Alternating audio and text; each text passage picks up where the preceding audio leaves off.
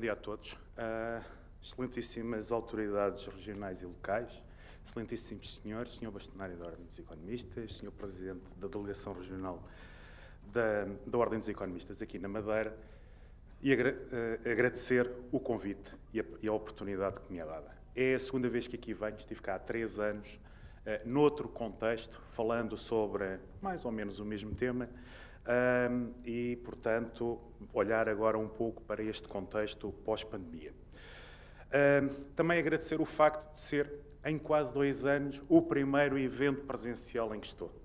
E retomar a atividade com empresários, que é aquilo que mais me faz crescer também enquanto economista. Ou seja, nós estamos fechados no nosso gabinete a ver muitos números, mas é o contacto no dia-a-dia que nos dá verdadeiramente aquilo que é a capacidade que a economia tem de se transformar, se adaptar e reagir aos vários choques. E, portanto, essa é a parte mais importante. O Dr. Paulo Pereira falava na importância dos empresários, dos capitalistas, dos empreendedores, e são esses que fazem mexer a economia e que a fizeram mexer durante este período extremamente difícil de 1 ano e meio que vamos de pandemia. Como dizia, há 3 anos estive a passar aqui a apresentação e falávamos na altura de rentabilidade e da capacidade de recuperação das empresas, quer a nível do setor, do alojamento e restauração, quer nas empresas do setor e a nível global, aqui na região autónoma da Madeira. Começarei por ver como estávamos antes da pandemia e qual o impacto. O turismo vinha em crescendo e foi uma importante alavanca da recuperação económica que nós tivemos nos últimos anos. Nós tivemos em 2019 o melhor ano em termos de visitantes, quer domésticos, quer não residentes. Se virmos, no ano 2020, regressámos basicamente no nível nacional a 2003, em termos de visitantes. Tivemos um encerramento nunca visto de atividades. Nunca no passado tínhamos tido uma situação em que, de uma forma generalizada e prolongada, tivéssemos assistido ao encerramento de atividades económicas. Na região autónoma, a dinâmica não foi muito diferente. Recuamos um pouco mais. Temos que recuar ao ano 1992 para vermos que tínhamos tido cerca de 570 mil visitantes entre residentes e não residentes. Obviamente o impacto na região acaba por ser maior, tem um maior peso do turismo de não residentes do que tem no nível nacional, é cerca de metade. Estamos a falar dos domésticos representarem 20% dos visitantes contra 40% no país. E, portanto, tivemos aqui um impacto extremamente significativo, que obviamente tem impacto sobre aquilo que é a capacidade de resposta das empresas e de adaptação das empresas. A nível nacional, estimamos que o impacto significa que o contributo do setor do turismo, e aqui o setor do turismo são dados da WTTC, e, portanto, são dados bastante mais abrangentes, ou seja, tem o alojamento, restauração e similares, mas depois tem todas as atividades das agências de viagem, de rentacar, atividades conexas de serviços prestados juntamente com o serviço, que representavam cerca de 17% do PIB em 2019 e que se reduziram para 8% do PIB. Uma redução de quase 60%. Ao mesmo tempo, tivemos uma redução menor ao nível do emprego. O emprego reduziu cerca de 16%. Obviamente que houve uma necessidade de ajustamento, encerramento da atividade, como disse, veremos um pouco mais à frente, mas as medidas públicas que foram tomadas, nomeadamente em termos do layoff simplificado, impediram um maior ajustamento e, portanto, ficámos com este desquadro entre a quebra do que é o PIB e a quebra do emprego. Vimos isso para o setor do turismo, vimos isso para todos os setores de atividade. Enquanto tentamos perceber como é que evoluiu a produtividade no ano 2020, não vale a pena. Temos fatores estatísticos erróneos que não nos permitem tirar muitas conclusões. Mesmo assim, se nós virmos, só voltando aqui, peço desculpa, ainda perdemos cerca de 150 mil empregos. É significativo. Estamos num processo de recuperação, estamos agora numa situação atípica em que uma parte do emprego foi destruído, a taxa de desemprego, segundo os últimos dados do INE, caiu para 6,1% e temos as empresas todas a reportar uma escassez estrutural de mão de obra, não só no setor do turismo, como nos outros setores de atividade. E mesmo assim, temos ainda cerca de 380 mil desempregados registados em Portugal. Dizia, adicionalmente, houve uma alteração no perfil das viagens. E, portanto, houve uma diminuição mais significativa nas despesas por parte de não residentes do que residentes, onde a quebra foi muito maior, por limitações à viagem, e também isso levou, juntamente com as empresas, adicionalmente a reduzirem significativamente as suas atividades, a uma redução também ao nível da despesa de negócios. E, portanto, vamos dizer, o setor em Portugal foi afetado porque nós tivemos uma redução de não residentes e de viagens de negócio, são áreas onde provavelmente o gasto médio por cabeça é mais elevado e, portanto, acentua esta dinâmica. Este foi o passado, foi o impacto da pandemia, como iremos ver como estamos em 2021. Já agora, qual foi o impacto que podemos quantificar? Recentemente o INE divulgou as estatísticas das empresas para o ano 2020, com base nas IES, e nós verificamos que em Portugal, como um todo, o VAB reduziu-se 10%. No setor de alojamento e restauração, eu não consigo, com os dados disponíveis, porque depois tenho outros serviços e não consigo esmiuçar mais, mas temos uma redução de 47% no VAB de alojamento e restauração.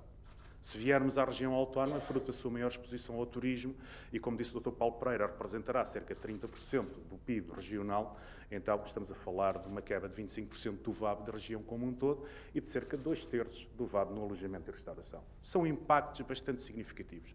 Como veremos à frente, e pegando na análise que tinha feito há 3 anos atrás, o trabalho e o esforço de ajustamento feito pelas empresas da região permitiu-lhes acomodar e ter boas condições em antecipação que lhes permitiam acomodar este choque. Como é que nós estamos? E já foi mencionado, quer pelo Paulo, quer pelo Sr. Secretário Regional do Turismo, que estamos numa senda de recuperação. A nível nacional, e tínhamos até setembro mais 14% de visitantes do que no período homólogo. Obviamente não podemos comparar com o ano 2020, quando estivemos encerrados uma parte significativa do tempo. Mas se compararmos com o ano 2019, verificamos, para o conjunto do país, ainda não atingimos o número de visitantes, o número de hóspedes total que tínhamos naquele que tinha sido o melhor ano de sempre. Na região autónoma da Madeira, aconteceu algo que é, já recuperámos os níveis de 2019. Portanto, também foi referido pelo Sr. Secretário do Turismo, com um crescimento claramente superior à média nacional. Várias razões, as medidas tomadas pelas autoridades, do ponto de vista sanitário. Comentava na viagem para aqui com o senhor do táxi, apesar da burocracia que temos de preencher o Madeira Safe e prestar documentos, quando chegamos ao aeroporto e a forma como as coisas funcionam, os correitas, transmite uma sensação de segurança adicional. Isso é extremamente importante. E depois, se quisermos, podemos dizer, isso passa a palavra de alguém que diz, eu regressei à Madeira, a coisa correu muito bem, o processo, e vocês podem ir, e há uma sensação de segurança. Isso é extremamente importante neste contexto em que nós vivemos, onde em todas as atividades a confiança é importante, neste contexto pandémico, extremamente mais importante. Adicionalmente, se quisermos ver, então, novamente, ilustrando o óbvio, e os dados que temos, receita por quarto disponível, estamos também igualmente em recuperação. Estamos a ver essa recuperação a nível do país como um todo, estamos a ver essa recuperação mais claramente aqui na região autónoma da Madeira, onde dados de agosto, creio que teremos já dados de setembro, mas em agosto já ultrapassámos o nível máximo que tínhamos anteriormente em termos de RevPAR. E, portanto, claramente uma capacidade de adaptação. Aquilo que vi na viagem ontem aqui para a região, e em termos do hotel, com taxas de ocupação bastante decentes, claramente mostra que neste início, ou durante este outono, estamos a ter também uma dinâmica de recuperação extremamente forte do ponto de vista de turismo, e isso é extremamente positivo. O que é que aconteceu também durante a pandemia? Foi mencionado, muitas empresas fecharam a sua atividade e a disponibilidade que tinham. Houve estabelecimentos que encerraram na totalidade, tivemos encerramento de quartos, tivemos encerramento de camas, não tenho os dados nacionais, mas tenho os dados para a região autónoma e podemos ver, a estratégia foi a mesma, encerrar capacidade, porque obviamente a procura ia ser muito menor. Hoje estamos a ver a reposição da oferta para próximo dos níveis que tínhamos pré-pandemia. Quer em termos de número de estabelecimentos, aqui estamos a falar de estabelecimentos hoteleiros a operar, o número de quartos que têm a operar e o número de camas que estão disponibilizadas. Portanto, claramente está a haver aqui um regresso à normalidade que tínhamos anteriormente. O tema da confiança que é passado é extremamente importante para reforçar aquilo que são os atributos naturais da região, ou seja, nós podemos discutir processos de transformação, aumentos da competitividade, etc., mas fatores naturais e aquilo que são as características específicas em termos da região, do ponto de vista da oferta turística e diversidade da oferta turística, permanecem e vão ser cada vez mais um fator de atração. A pandemia trouxe-nos uma redução significativa do número de visitantes, mas não nos trouxe uma alteração significativa do perfil ou das origens dos visitantes. Não significa que não possam ter surgido novos mercados. Mas em termos globais, aqui para o conjunto do país, nós vemos Espanha mantém-se como um mercado mais relevante, França, o Reino Unido, algumas diferenças em termos de trocas de posição, mas digamos que o top 5 é exatamente o mesmo que tínhamos em 2020 e que tínhamos em 2019. Na região autónoma acontece exatamente a mesma situação. Uma troca de posições entre o Reino Unido e a Alemanha. Depois temos a França com um peso relativamente enorme. Mas 60% dos turistas vêm de países da Europa Central, vamos chamar assim, onde as taxas de vacinação ficaram um pouco aquém do desejável. E esse é um fator de risco que temos. Ou seja, a barreira dos 70% parece ser uma barreira importante, se fizermos, não digo uma regressão, mas uma correlação entre incidência que estamos a ter atualmente com as taxas de vacinação ou da percentagem da população totalmente vacinada, essa relação é negativa e estamos a ver aqui que os principais mercados, quer para o conjunto do país, quer para a região autónoma, ficaram com taxas de vacinação de cerca de 66% e isso deixa os mais suscetíveis a vagas pandémicas. Não impede que a população totalmente vacinada possa viajar, pode significar que vamos ter confinamentos pontuais, restrições à deslocação e, portanto, vamos continuar aqui podemos continuar com alguma intermitência da atividade. Este era um tema que tinha sido também levantado pelo Fundo Monetário Internacional quando apresentou o seu outlook para 2022 e que veio um pouco mais à frente. E, portanto, este é o principal risco, é alguns dos mercados poderem ter pontualmente aqui alguns blips, vamos chamar assim, em termos de plena operação. E esse é um dos riscos que temos. Como disse, há 3 anos atrás, falava de resiliência, falávamos de resiliência, era o mote que o Dr. Paulo Pereira tinha lançado para a conferência. Tinha, na altura, apresentado um conjunto de indicadores, selecionei agora 3. Rentabilidade das vendas com base nos dados do INE. Obviamente, quando a pandemia tem um choque profundo.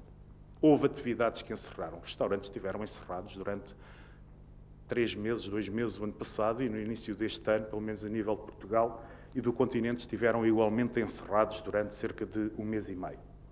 E, portanto, nós temos uma diminuição da rendibilidade das vendas, mas vemos que a taxa de rendibilidade das vendas vinha em crescendo até ao início da pandemia. E, portanto, as empresas estavam a melhorar os seus indicadores económico-financeiros. Se virmos em termos de alavancagem financeira, e é um tema importante, como é que conseguimos operar, Portugal tinha um tema, quando do pedido de ajuda externa, de um excesso de dívida do setor privado, as empresas desalavancaram durante todo este período. Uma desalavancagem fortíssima, com o saneamento de créditos improdutivos, que ainda não terminou. E dizia há pouco o Dr. Rui Martinho, ainda continuamos a ter empresas zombies, é um facto, e havia o FMI, quando cá estava, aqueles 3 anos, o Albert Jäger falava sempre no evergreening das empresas em dificuldades que deviam desaparecer e deixar espaço para outras empresas operar. Mas houve aqui uma capacidade de desalavancagem bastante forte. Isto deixa também as empresas com um contexto de taxas de juros baixas. E aqui creio que vamos continuar com um contexto de taxas de juros baixas durante um período de tempo prolongado. Mesmo que o BCE suba taxas, se estivermos a falar de uma taxa de 0,5%, é uma taxa extraordinariamente baixa. E, portanto, permitiu às empresas entrar na pandemia com também um indicador importante. E esta redução do endividamento permitiu que depois fossem operadas as medidas, quer em termos das moratórias, quer em termos das linhas Covid, que auxiliaram muito a liquidez das empresas neste período. E a Madeira tinha feito aqui, vamos dizer, em termos relativos, um esforço de desalavancagem mais forte do que aquilo que aconteceu ao nível do conjunto da economia. E vamos dizer, creio que disse na altura, tivemos um duplo ajustamento, que era Portugal sobre um plano de ajustamento e a região autónoma sobre um plano de ajustamento dentro desse plano, que obviamente exigiu muito mais aos empresários da região e aos empresários do setor. Terceiro ponto, taxa de margem bruta de exploração, e vamos ver como indicador, uma proxy da rentabilidade, do lucro empresarial.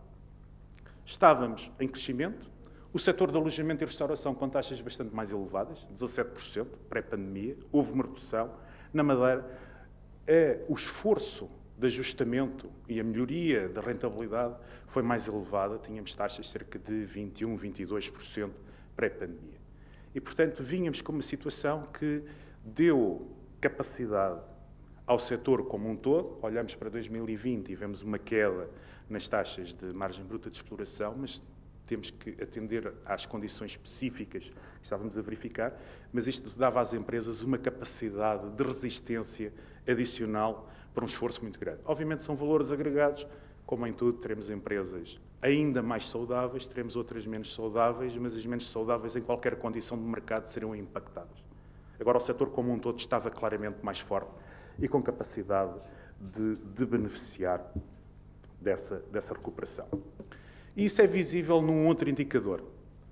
O tema do investimento é essencial.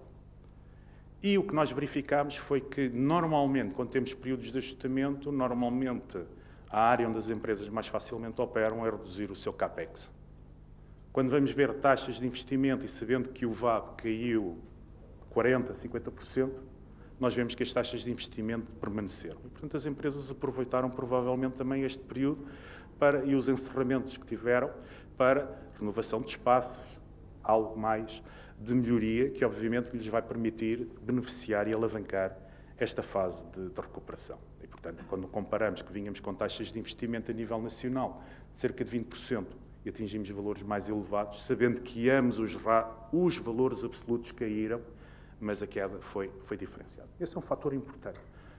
Houve aqui também uma capacidade de aproveitar este período para algum processo de transformação que estamos a assistir. Há 3 anos atrás, também tinha um outro desafio. Aqui surge como recordatório. E este tema dos indicadores económico-financeiros das empresas é extremamente importante, porque, obviamente, como é que se consegue apoiar o setor e como é que a banca pode estar presente. Do ponto de vista regulatório, está cada vez mais exigente. O Vítor Calado e o Jorge Lima saberão, hoje em dia, novas métricas que têm na concessão de crédito. Já não estamos a olhar apenas para a qualidade da empresa, temos pressões por parte do regulador para demonstrar que o custo que é cobrado cobre todos os custos de capital, de crédito, etc., da parte da banca. Não. E aparecem 2 indicadores, 2 palavrões, ou um RORAC, ou um RORBA, significa qual é a rentabilidade sobre os ativos que o banco está a dar às empresas ou sobre o capital que está a ser consumido nas operações. E dizia há 3 anos, a banca está disponível para apoiar as empresas. Sim, obviamente é uma relação como qualquer outra. Uma empresa sólida, com um bom projeto, bem apresentado, com bons indicadores económico-financeiros, tem sempre o apoio da banca. O banco, obviamente, tem que conhecer o setor, tem que conhecer a empresa, para que a relação funcione bem e não é uma relação, vou dizer, de uma forma simplista, toca e foge, é uma relação de longo prazo. E o que verificamos, obviamente que temos aqui um impacto das linhas Covid, mas nós viemos de um período em que tínhamos taxas de crédito negativas, a pandemia obrigou e gerou linhas de apoio à atividade, as linhas Covid. As linhas Covid, só no início deste ano, se olharmos o que são linhas Covid para os setores relacionados com o turismo, ou as linhas específicas para a região autónoma da Madeira, estaremos a falar que temos cerca de 35% das linhas, dos montantes que foram colocados, são para este setor. E temos um crescimento bastante forte. Podemos dizer, mas as empresas estão outra vez a alavancar-se, as empresas tinham necessidade de liquidez para fazer face a um mundo que era incerto, que aconteceu ano passado, e que ainda é incerto. Por outro lado, uma condição necessária para aceder às linhas Covid era que as empresas tivessem uma situação económico-financeira estável pré-pandemia. E, portanto, claramente, estamos a vê-lo no setor com este crescimento mais forte do crédito comparativamente com o resto da economia. Também foi um setor muito mais afetado. E, portanto, podemos dizer, isto acontece porque tinha havido um esforço grande de ajustamento e de transformação do setor e beneficiando de uma recuperação forte que permitiu alavancar uma transformação que tinha começado muito mais cedo. Muito rapidamente para concluir, e perspectivas.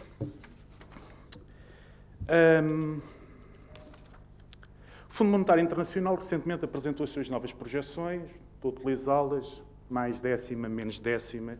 Se quiserem, os jornalistas gostam muito, sem desprimor, pela classe, de discutir a décima.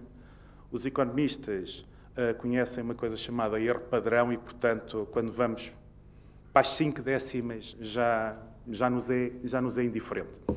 Mas, basicamente, dizer 21, um ano de crescimento forte depois de uma contração abrupta no ano 2020. 2022 é um ano de consolidação da recuperação e de regresso à normalidade. Em 2023 vamos ver taxas de crescimento muito mais baixas. Mas temos um crescimento que é relativamente sincronizado, mas temos alguns riscos. As diferenças de vacinação, sobretudo entre economias desenvolvidas e economias emergentes, colocam-nos um patamar de crescimento a 2 velocidades. E são alguns riscos. E podemos ter riscos sanitários porque baixas taxas de vacinação vão propiciar uma maior circulação do vírus, teoricamente, e a capacidade de desenvolvimento de novas variantes. Vamos abstrair desse facto. Temos uma situação de recuperação mais forte nas economias desenvolvidas, que são, por acaso, os principais mercados emissores para o turismo nacional e para o turismo da rama. Em Portugal, as nossas projeções não são particularmente diferentes. Eu tinha tirado o ano 2023, se pusesse a nossa projeção para 2023, íamos ver uma taxa de crescimento de 2,2%. Ontem a Comissão Europeia basicamente validou o mesmo cenário, teremos alguma desaceleração nos anos seguintes. O que estamos a fazer, regresso à normalidade, 2022 será um ano que regressamos em termos de atividade aos níveis de 2019, e depois a economia portuguesa, que tem uma taxa de crescimento potencial que nós conservadoramente estimamos em 1,6%, os últimos anos deixam-nos enviesados para um valor mais elevado, mas depois recuperamos níveis de crescimento próximos ou ligeiramente acima do potencial de cerca de 2%. Vamos ter o plano de recuperação e resiliência, não vou discutir já a qualidade do plano, neste momento que ele está aprovado, a execução é essencial e que a execução corra muito bem para que os efeitos multiplicadores ocorram.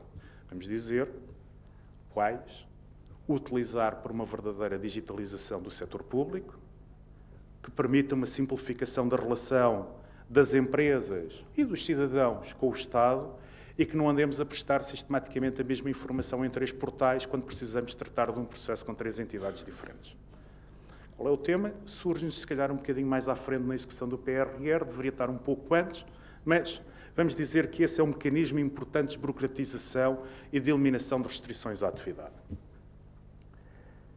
Mas não estamos sem riscos. O Dr. Paulo Pereira mencionava riscos inflacionistas, temos uma subida dos preços das matérias-primas, estamos num cenário de crescimento económico, tivemos alguns bottlenecks nas cadeias de valor globais. Recentemente a crise dos chips, porque a Malásia não tinha vacinação e concentra uma parte significativa da produção de semicondutores, leva a que o setor automóvel esteja a atravessar um período complicado, mas não apenas o setor automóvel, mas são perturbações que consideramos para já temporárias. Depois podemos discutir no painel a inflação, a dinâmica de inflação, a velocidade de subida de preços. Primeiro estamos a ver o choque que tivemos no ano de 2020, em que os preços do petróleo caíram até 21 dólares por barril, estão atualmente em 82, tem um efeito preço, um efeito base fortíssimo que leva a esta aceleração da inflação. Segundo tema, a aceleração também dos custos de transporte e que depois foram agravados pelo problema que aconteceu no canal do Suez, que vai atrasar ainda mais as cadeias de valor globais. Portanto, quando conjugamos,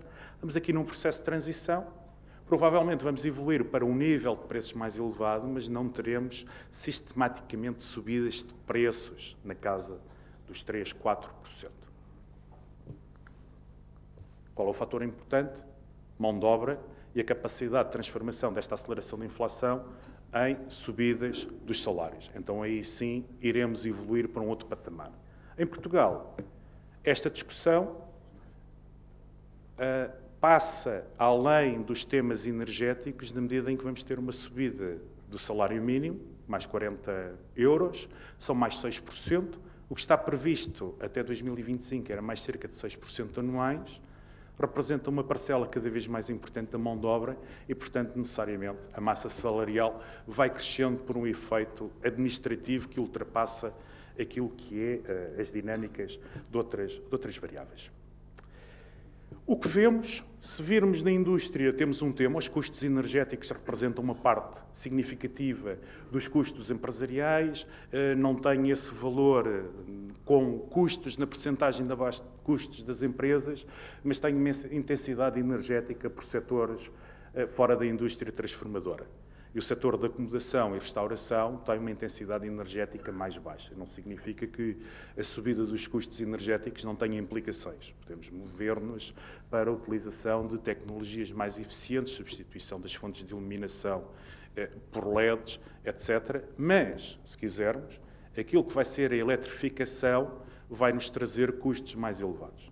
E vai-nos trazer custos mais elevados também por outra via. Há pouco, quando falava dos preços do petróleo, vamos ter uma subida de preços de matérias-primas, porque obviamente exige mais cobre, exige mais alumínio, e essas vão ser incorporadas na cadeia de valor. Mas foge aqui um pouco. E em termos de atividade do turismo, o Eurocontrol diz-nos, basicamente, o pós-verão está a ocorrer em linha com as projeções que eles tinham feito recentemente. Mas ainda estamos a 73% da capacidade verificada no mesmo período de 2019. Até ao final do ano, ou até o início de 2023, poderíamos chegar a cerca de 90%, 92% em termos de fluxo de tráfego aéreo na região europeia. Se estivermos a ver a mais longo prazo, e são também as mais recentes projeções do Eurocontrol, iremos recuperar a plena atividade da aviação no ano 2024, se a coisa correr muito bem no ano 2023. E, portanto, este é um tema importante. A recuperação do setor de turismo era sempre entendida como ocorrendo mais lentamente do que outras atividades, porque necessitava, por questões sanitárias, de pessoas vacinadas que se pudessem circular mais livremente. No ano passado, a McKinsey tinha feito também um estudo sobre o setor e apontava nas mesmas conclusões. Ou seja, apenas em 2024 teríamos uma recuperação das receitas de turismo, 2023-2024, repartido entre turismo interno e turismo externo, o turismo interno a recuperar mais rapidamente. Já agora, o turismo externo está também a recuperar mais rapidamente. Os últimos dados do INE mostram que em setembro as dormidas de não residentes já ultrapassaram as de residentes, e, portanto, é um processo que está a acontecer. Mas, olhando para o gráfico da direita, se olharmos para a inclinação das duas curvas de estimação, mostra que o turismo não residentes começa a recuperar mais tarde, mas depois vai recuperar mais rapidamente e irá ocupar outra vez o lugar cimeiro no turismo.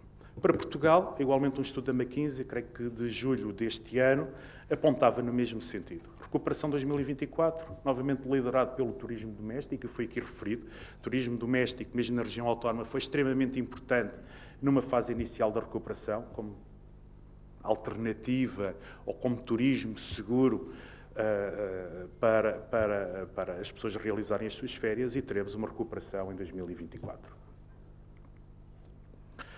Vamos ter também, para ativar ou reativar o setor do turismo, o Governo em julho apresentou também o seu plano de ação.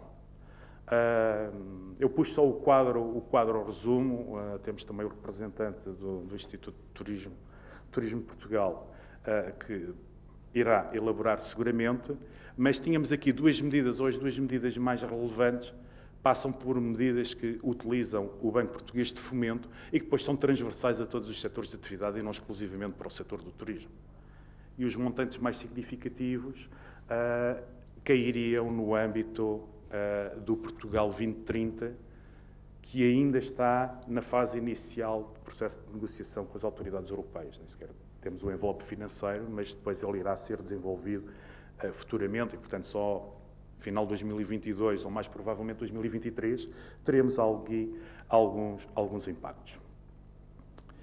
E, portanto, podemos dizer, houve um choque significativo e com algo que foi novo, que foi um encerramento forçado de atividades durante períodos relativamente longos, que obviamente tiveram um impacto sobre a atividade, mas isso afetou a rentabilidade das empresas em 2020, mas as empresas estavam melhor preparadas para acomodar um choque tão forte. As empresas tinham melhorado a sua situação económico-financeira, reduzido o seu endividamento, tinham aumentado a sua rentabilidade e tiveram uma capacidade de resposta, quer com mecanismos de apoio que foram criados, com as linhas de liquidez, quer com a sua decisão de encerrar uma parte da capacidade e, por essa via, tentar reduzir custos variáveis. Custos fixos estão lá, o hotel está lá, tem o seu custo associado. E, portanto, isso claramente é um fator extremamente importante. Tínhamos um tecido empresarial muito mais sólido. E, por último, temos uma recuperação que vai ser gradual, vai depender ainda do processo de vacinação e de como ele corre nos principais mercados emissores, mas, a nível global, tivemos também famílias com orçamentos protegidos. O esquema do layoff simplificado ou outros regimes de apoio ao emprego foram seguidos em vários países europeus. Hoje temos as famílias portuguesas com taxas de poupança que não víamos desde o início dos anos 2000, é uma poupança forçada, as pessoas não podiam gastar e as pessoas também não estavam a pagar uma parte do seu crédito à habitação, sendo que é verdade que a parte de juros, com os juros que temos, é marginal nesse aspecto e, portanto, isso dá uma almofada financeira para poder realizar gasto adicional. Temos uma recuperação sincronizada da economia global e, sobretudo, das economias desenvolvidas, e esse é um fator importante. E depois temos também um conjunto de medidas públicas que podem ajudar aqui ao processo de reativação do setor. E, portanto, nesse sentido, dizer que, passado o principal choque e vendo o que está a acontecer hoje, em novembro de 2021, e como as empresas estão a operar, foi um stress test fortíssimo, mas que foi bem ultrapassado pelas empresas do setor e, sobretudo, pelas empresas aqui da região, com o dinamismo reforçando e demonstrando aquilo que é o seu dinamismo e sua resiliência habitual. Muito obrigado pela vossa atenção.